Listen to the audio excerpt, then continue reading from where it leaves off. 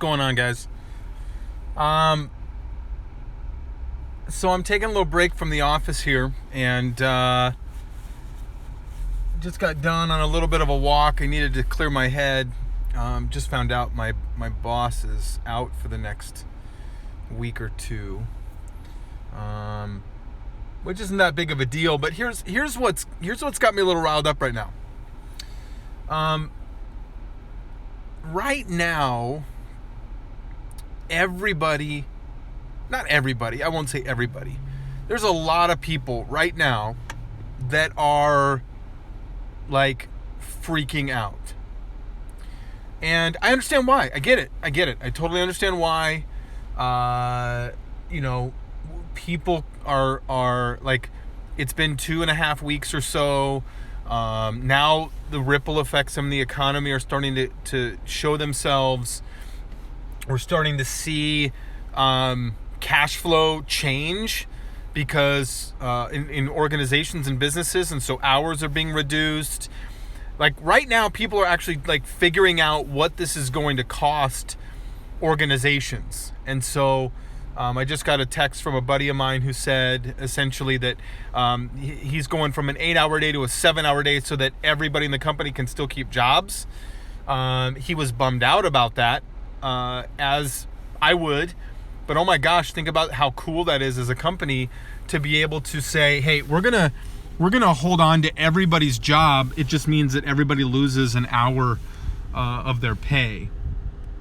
That can affect some people, right? But I mean, gosh, 7 hours is better than none. And so you got people freaking out about that kind of stuff. You got people freaking out because they're losing their jobs. You got people freaking out because of all sorts of things. And it's real. So don't hear what I'm not saying. But here's the reality. People are freaking out because they live paycheck to paycheck. People are freaking out because they lack self-discipline. People are freaking out because they lack certainty. People are freaking out because they haven't had to actually think about their future. They haven't actually had to think about what are they grateful for that they do have. What would they do without what they do have, and planning and preparation and all these kinds of things. And I get it. I'm not immune to it.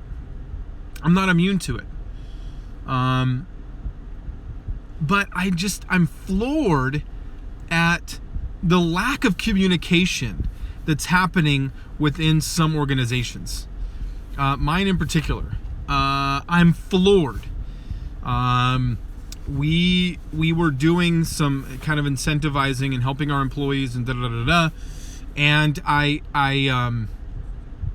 I'm realizing how centralized our communication is, which is a good thing, but how knee-jerk our communication is on the other thing. So everybody on the leadership team has to have a say in something. Everybody has to have some.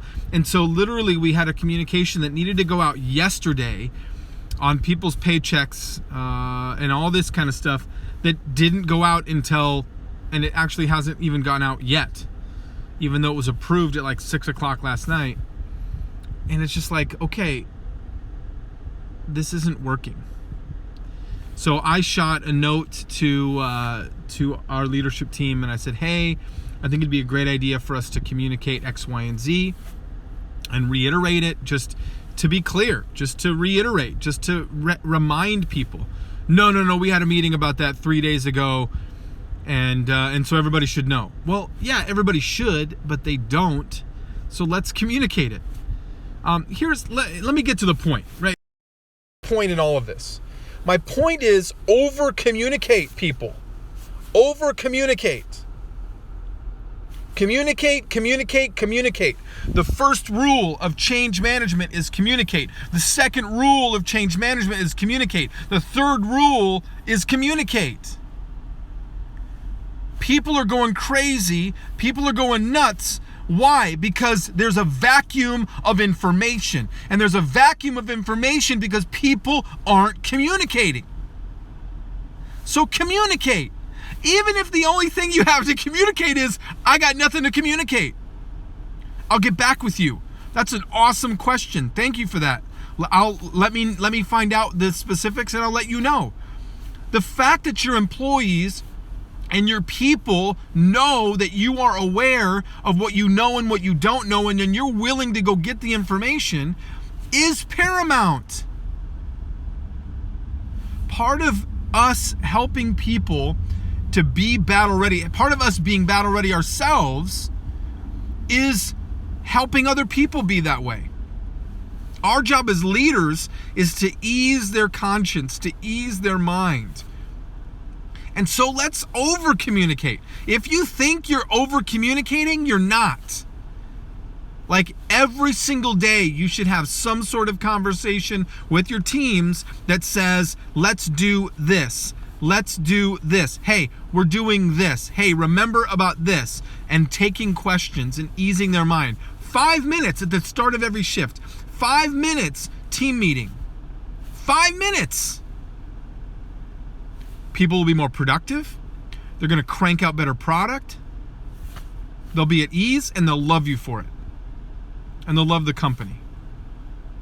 But I can speak for the company that I'm in, and that's not happening. At least at this level. Every day the leadership team has a meeting at 10 and 4. But that information isn't getting disseminated down to the grassroots of the employee base. And I'm too new to break into that particular group of people. But the reality, everybody, is communicate. Communicate, communicate, communicate. That's my rant. That's all I got. So, hope you guys are doing good. Everything's going to be fine. This is going to blow over. But it's up to you and it's up to me to maintain our composure, to stay rooted and grounded, first of all, in God. And second of all, to stay rooted and grounded in our leadership.